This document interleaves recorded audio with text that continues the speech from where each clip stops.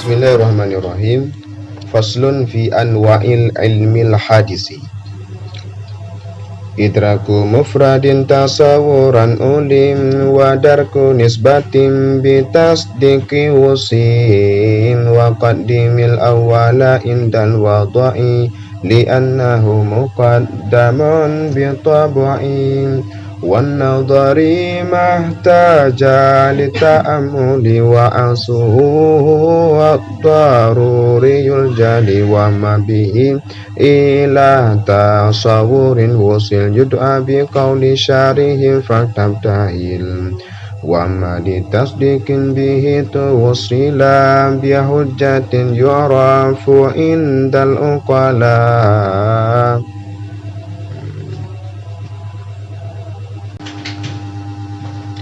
Bismillahirrahmanirrahim.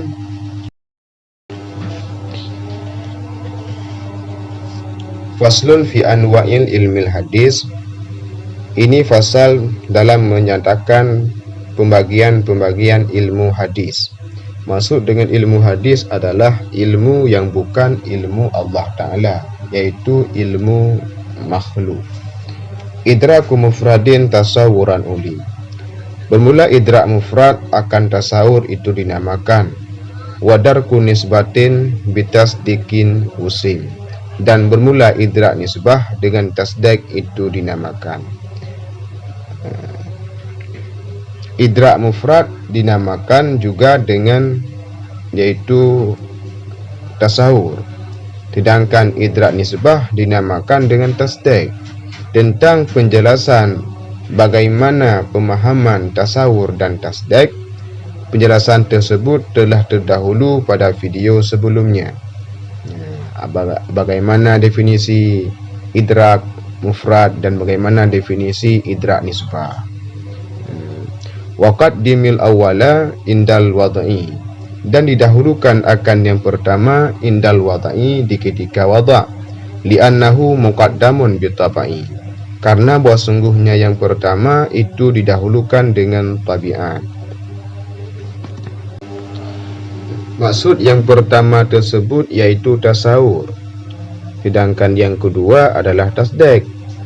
Maka di sini pengarang nazam yaitu Syekh Ahmad Ad-Dardir, beliau menyuruh untuk mendahulukan yang pertama yaitu tasawur ketimbang tasdik indal wad'i.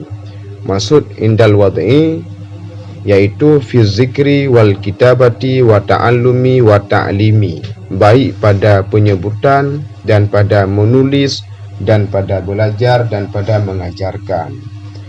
Di saat kita ingin belajar sesuatu, maka yang dahulukan yang pertama sekali yaitu kita harus mengetahui idrak mufradnya. Kita harus mengetahui mufrad daripada pembahasan tersebut.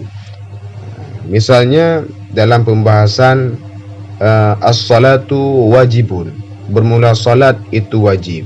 Sebelum kita membahas tentang salat wajib, maka kita harus menjelaskan dulu bagaimana definisi salat dan bagaimana definisi wajib. Lalu kita baru menjelaskan bagaimana pemahaman daripada salat wajib. Begitu juga dalam hal menulis, otomatis kita harus menulis dulu tasawurnya ataupun mufradnya, baru menuliskan tentang tasdiknya. Li'annahu, karena bahwa sungguhnya yang pertama yaitu tasawur ataupun idrak mufrad itu didahulukan dengan tabiat. Karena dengan tabiatnya yang pertama yaitu tasawur lebih didahulukan ketimbang tasdik. Seperti dalam contoh mendahulukan lafal 1 daripada lafal 2 dan lafal 2 daripada lafal 3 dalam hal kita berhitung. Dalam menghitung misalnya dari lafal sampai lafal 5, maka yang harus kita dahulukan yang pertama dulu yaitu lafal 1. 1, 2, 3, 4, 5. Mendahulukan lafal 1 ketimbang lafal 4, 3 dan 2 ataupun lafal 5 itu didahulukannya dengan sebab tabiat.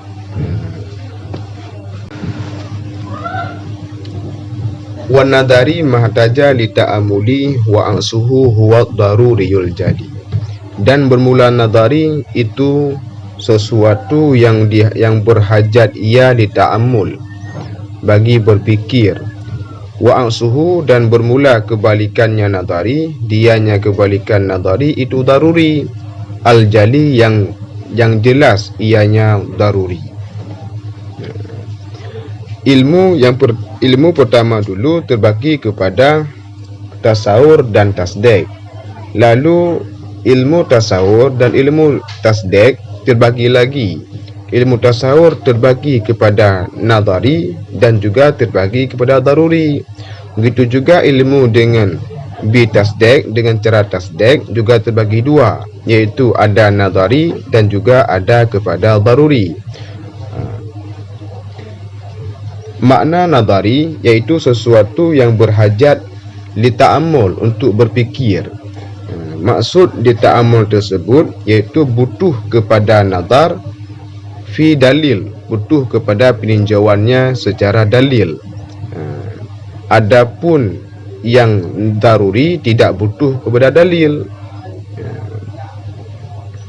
Misalnya dalam hal kita mentasawurkan ataupun mengidrakkan mufrad lafal daripada, ataupun mengidrakkan mufrad daripada kata insan. Insan adalah idrak mufrad. Memperdapatkan makna insan, kita harus membutuhkan kepada dalil.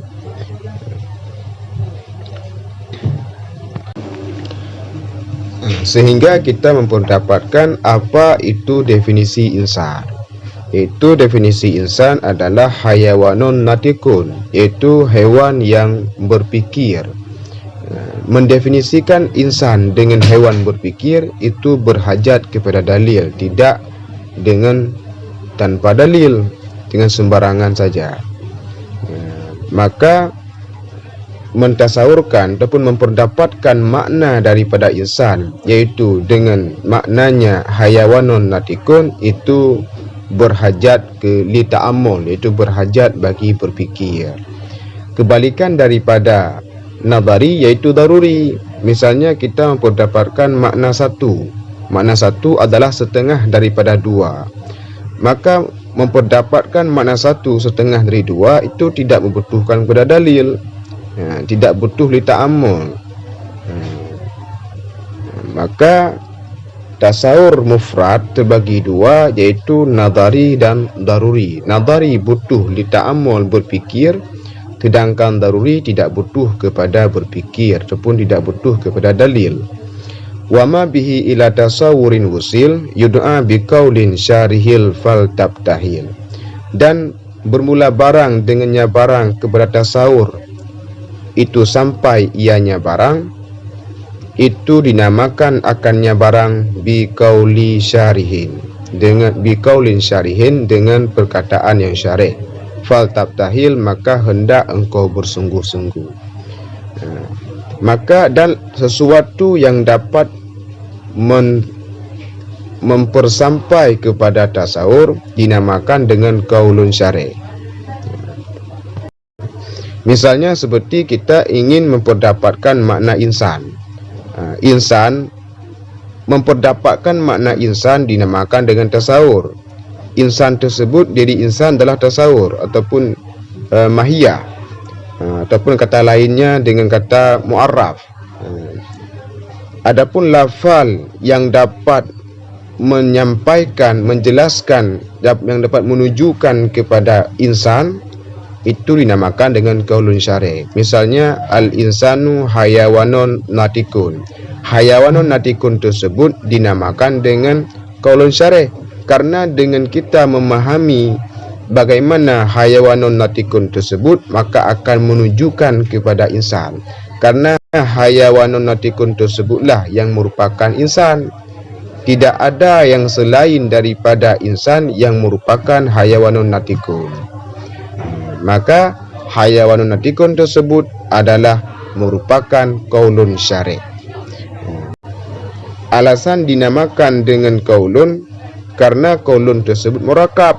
maka qaulun syarih tersebut harus murakab, harus tersusun daripada beberapa lafal. Adapun dinamakan dengan syarih karena dengan lafal daripada qaulun syarih tersebut dapat menjelaskan mahiyah ataupun dapat menjelaskan daripada mu'arraf, adapun diri daripada sesuatu yang ingin ditasawurkan. Faltabtahil, maka hendak engkau bersungguh-sungguh. Itu kata-kata faltabtahil cuma untuk menyempurnakan bait, tidak mengandung makna. Wa ma litasdiqin bihi tuwsila bihujjatin yu'rafu indal unqala. Dan barang yang dapat menyampaikan dengannya barang bagi tasdik dinamakan dengan hujjah di sisi orang-orang yang berakal. Sesuatu yang dapat menyampaikan, yang dapat membawaki kepada tasdik dinamakan dengan hujjah. Tasdik adalah wuku' nisbah ataupun darku nisbah, idrak nisbah. Maksud idrak nisbah, idrak wuku' nisbah, memperdapatkan kejadian nisbah. Contoh tasdik yaitu seperti perkataan al-alamu hadisun. Alam adalah baharu. Alam adalah baharu, memperdapatkan wuku' nisbah alam baharu adalah dinamakan dengan tasdik, karena di sana telah terjadi penisbatan, yaitu menisbahkan baharu kepada alam.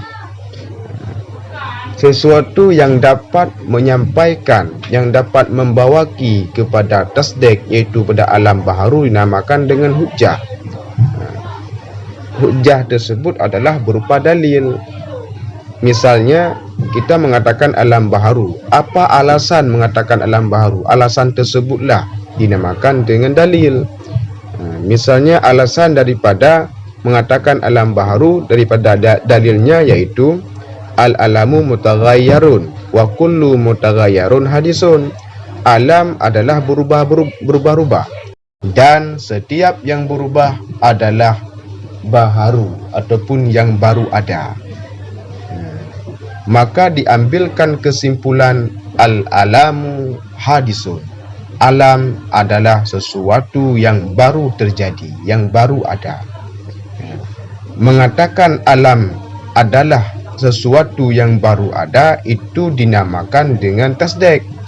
Adapun kata sebelum mengambil kesimpulan tersebut, prosesnya yaitu al-alamu mutaghayyarun wa kullu mutaghayyarun hadisun dinamakan dengan hujjah ataupun dengan dalil.